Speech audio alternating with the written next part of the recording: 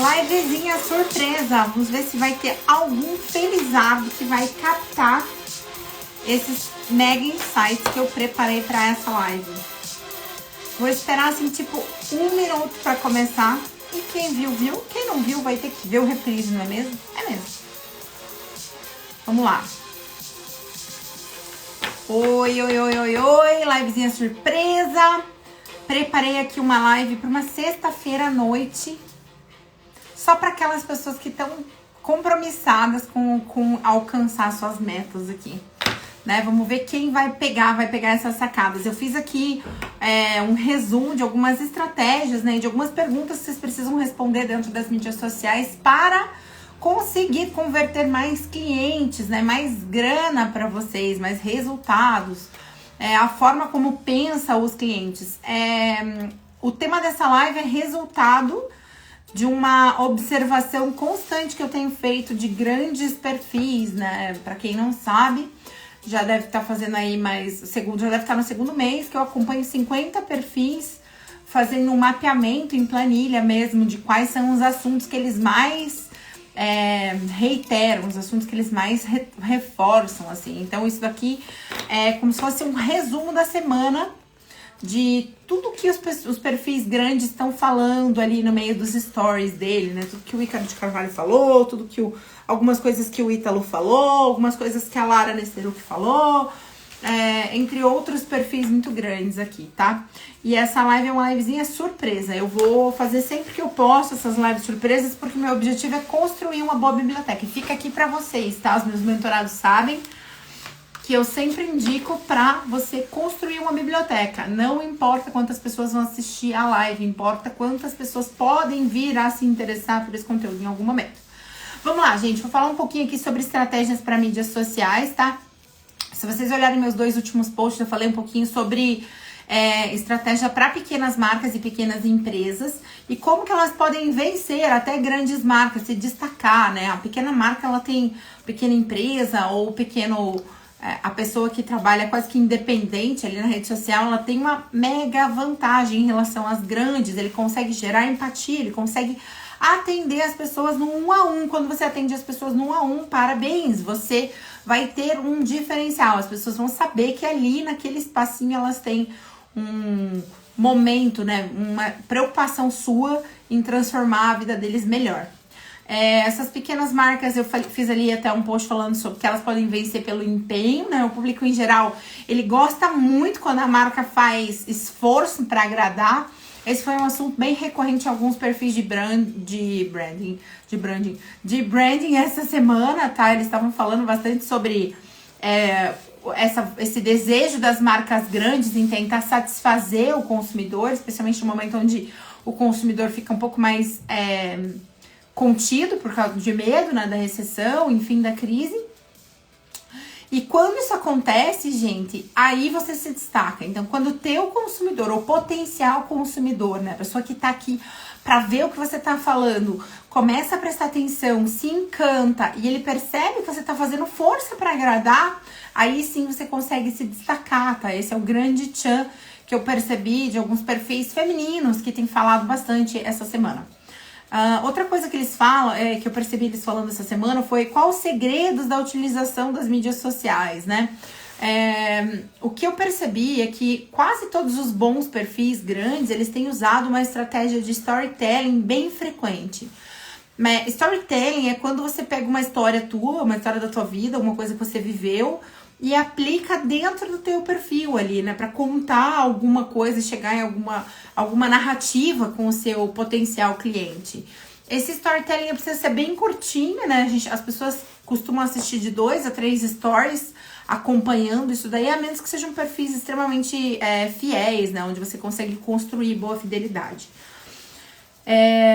Mas eu quero falar com vocês aqui sobre como e quando vocês vão usar os conteúdos extensos e elaborados, tá? É legal vocês usarem essa construção de histórias dentro dos perfis de vocês, né? Mas é bem importante que você consiga usar o conteúdo extenso e elaborado. O conteúdo extenso e elaborado, ele serve para que as pessoas entendam o quanto você sabe do assunto. Por exemplo, essa live que eu tô fazendo aqui, ela é uma live para que vocês aprendam um compilado de informações que eu passei, sei lá, 2 semanas pesquisando, né? Mapeando ali na planilha. Então eu trago para vocês os insights que se repetem nesses perfis grandes. Para quê?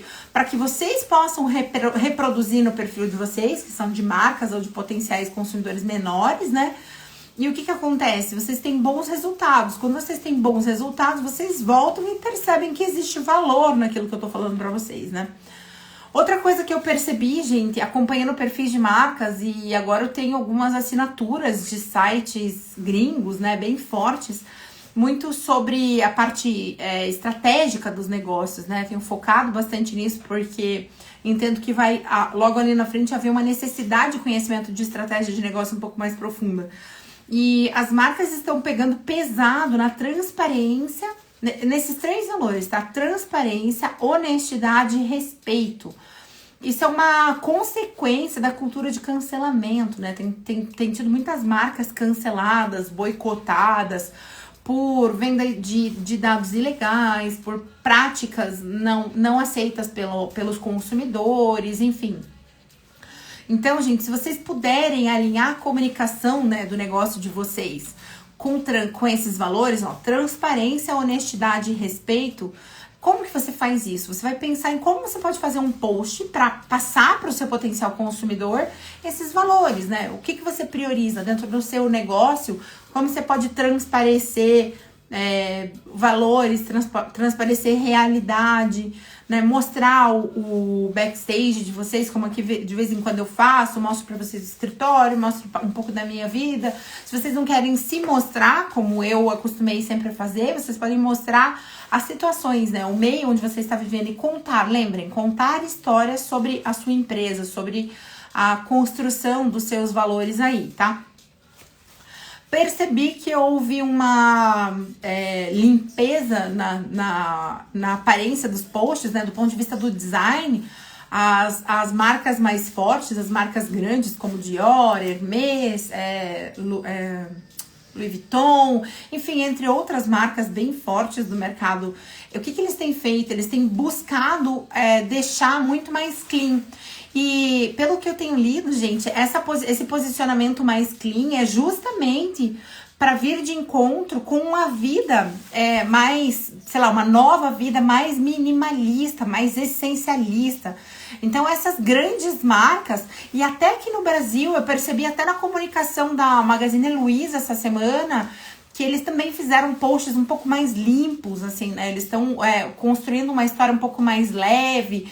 Pra quê? Pra justamente atrair as pessoas para esse estilo, né? Mais limpo, mais minimalista, compra mais consciente. Quase todas as grandes marcas pegando muito forte nessa tecla da transparência, da honestidade, do respeito. Escutei as 3, acho que muito decorrente dos movimentos em relação a preconceitos, né? E racismo, enfim. Muito, muito forte nessas marcas, tá, gente? Outra coisa que eu percebi é a forma como as marcas estão posicionando os textos dela mudou muito, tá?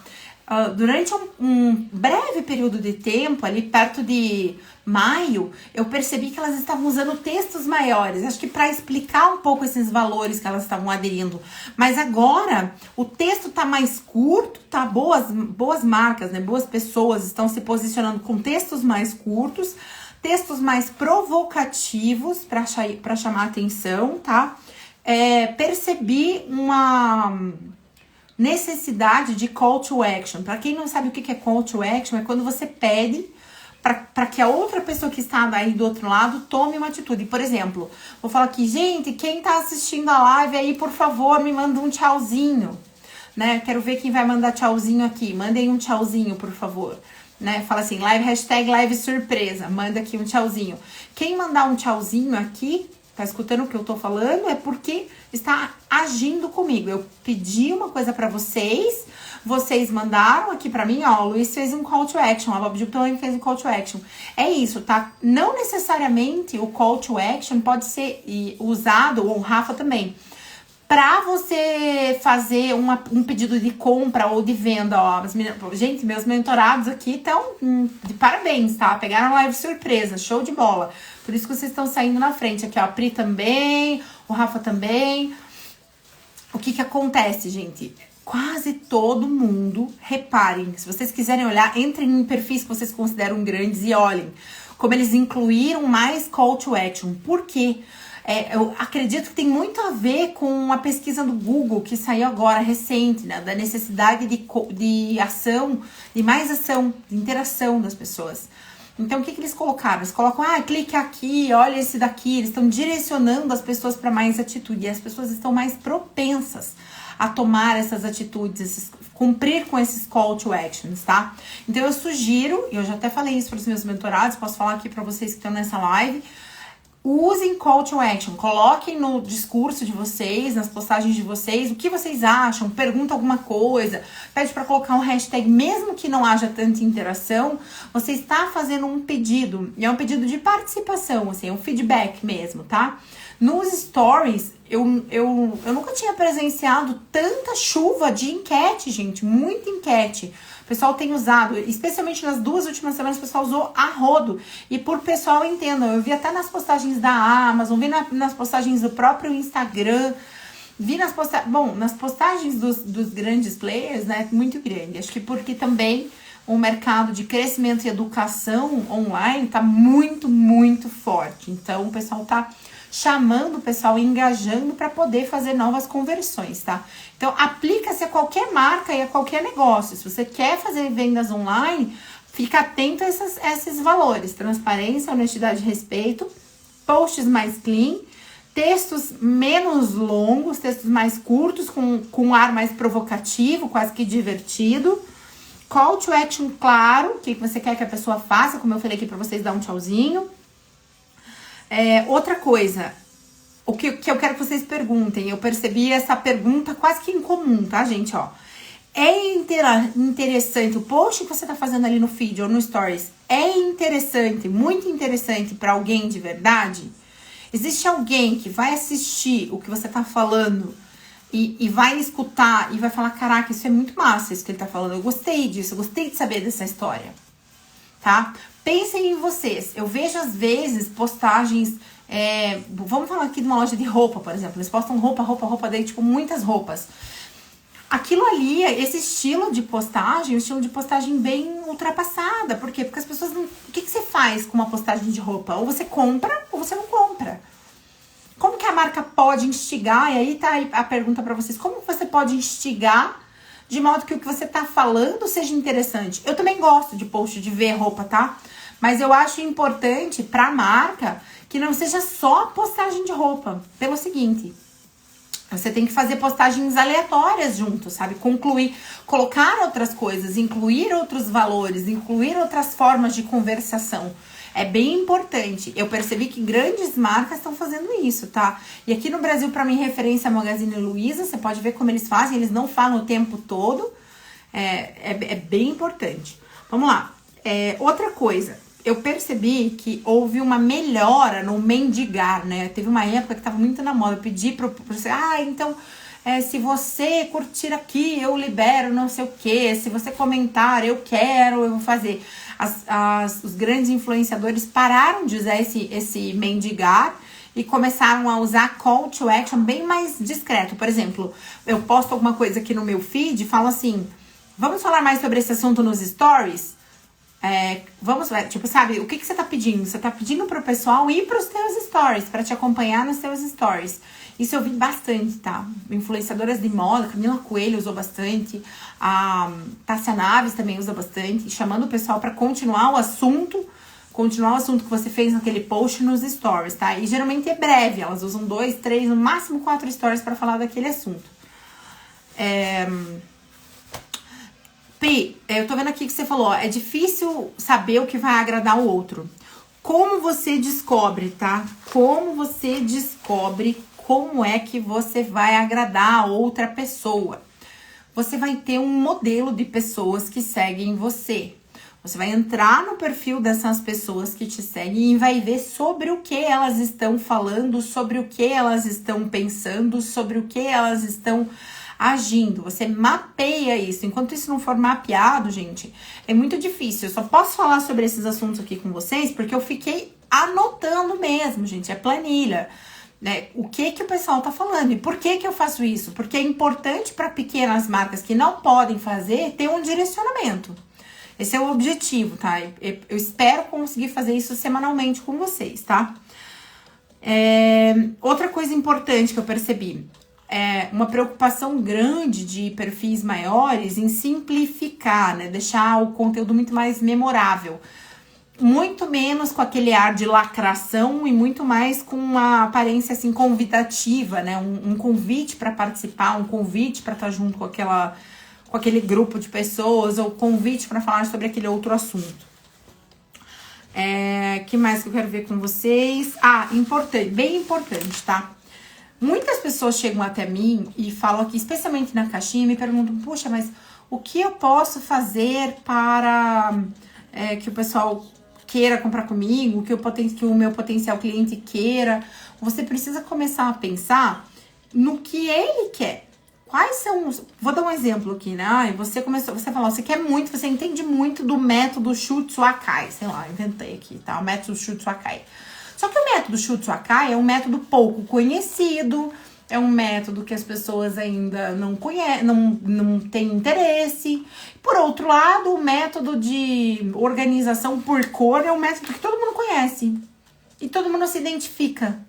E existe uma demanda por isso. E se você procurar posts, e como que você descobre, tá? Você vai colocar lá, método Shutsu Akai, tá? Beleza, tem, sei lá, 1000 postagens. Daí você colocou método de organização por cor. Tô inventando, tá, gente? Método de organização por cor. Apareceu 10.000 postagens. Poxa, você já sabe que por ter 10.000 postagens, existe mais interesse.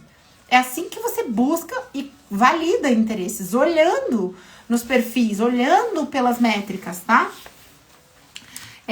Para que vocês consigam atrair esses clientes, eu tô na vibe da cor, entendeu? Agora vocês me deixem, porque eu descobri que a minha paleta pra quem tá aqui e não sabe, descobri que a minha paleta de cores é inverno brilhante e agora eu tenho que usar colorido, vou ter que usar, não tem conversa.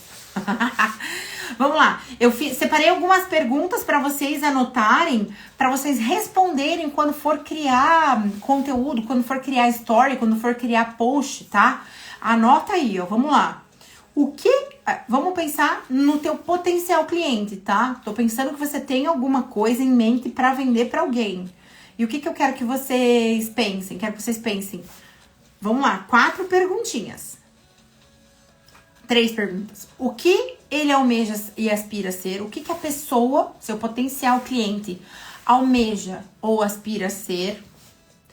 Quais os modelos de vida que essa pessoa idealiza para ela? E como a sua marca ou o seu produto pode se tornar ídolo? Entende? Ídolo é mais do que... É muito mais do que desejo. Ídolo é a referência máxima.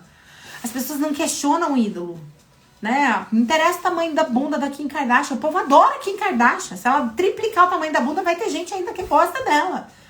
Entende? Porque ela tem milhares de fãs. E a gente, os pequenos empreendedores, precisam começar em como eles vão se posicionar, como se posicionar para gerar fãs, tá? 3 perguntas. O que o seu potencial consumidor almeja e aspira a ser? Quais os modelos de vida que o seu potencial consumidor quer alcançar, né? Onde ele quer chegar? E como a sua marca pode se tornar ídolo? Ai, Aline, tá? Achei linda as perguntas. Onde eu acho as respostas?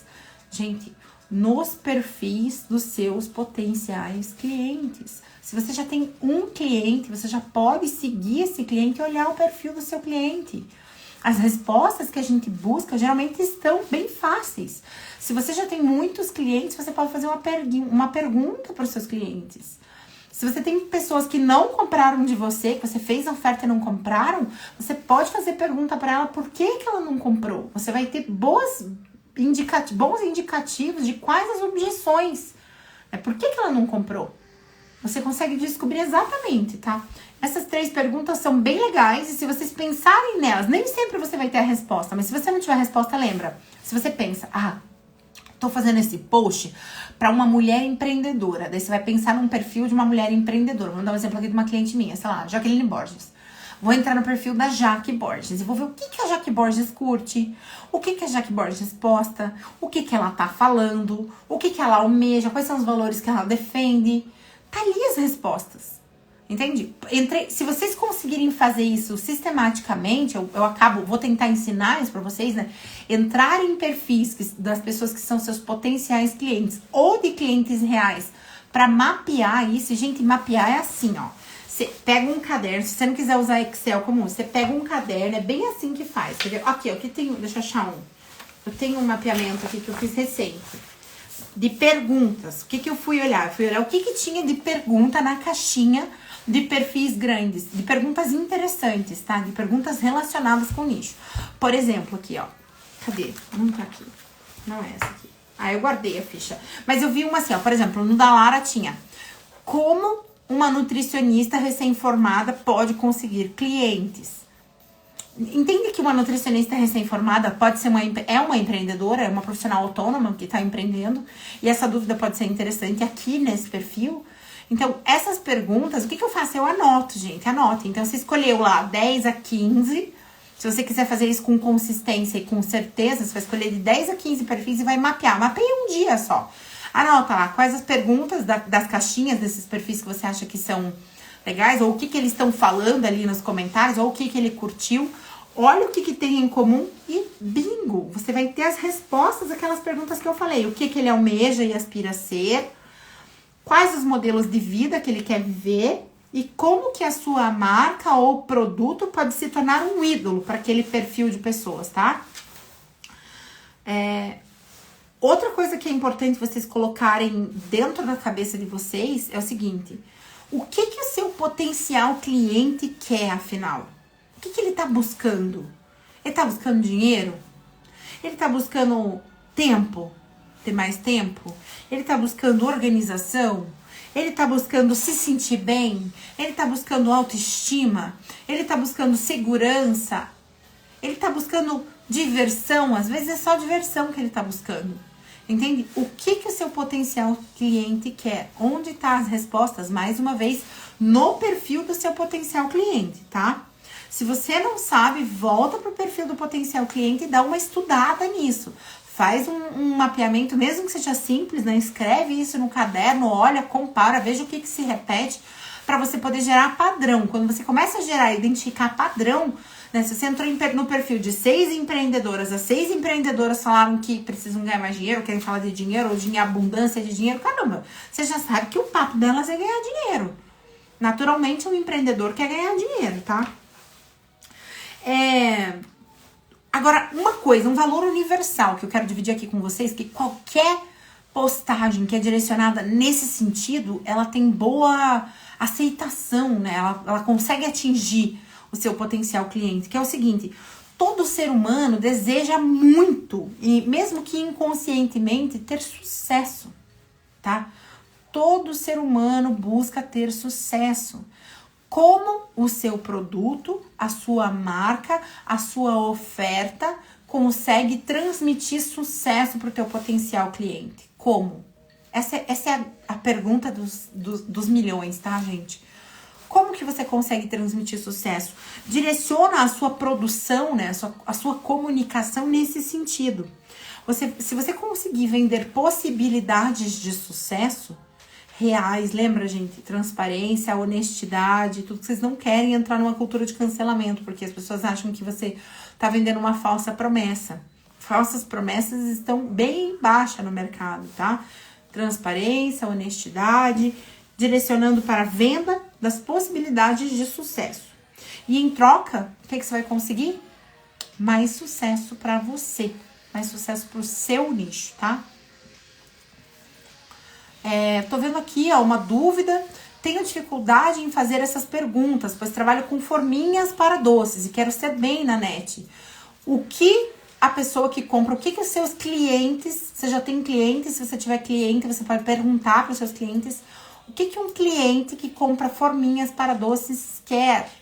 O que um cliente que compra forminhas para doces pensa das forminhas. Como você vai pensar no sucesso? O que é o sucesso para o cliente das forminhas de doce, gente? O sucesso para o cliente das forminhas de doce é ser esteticamente bonito, durável, agradável, com um preço acessível. É isso que você tem que começar a pensar. Como funciona dentro do seu nicho. Se você não entende o seu nicho, você precisa pesquisar mais dentro do seu nicho. Como que você pesquisa?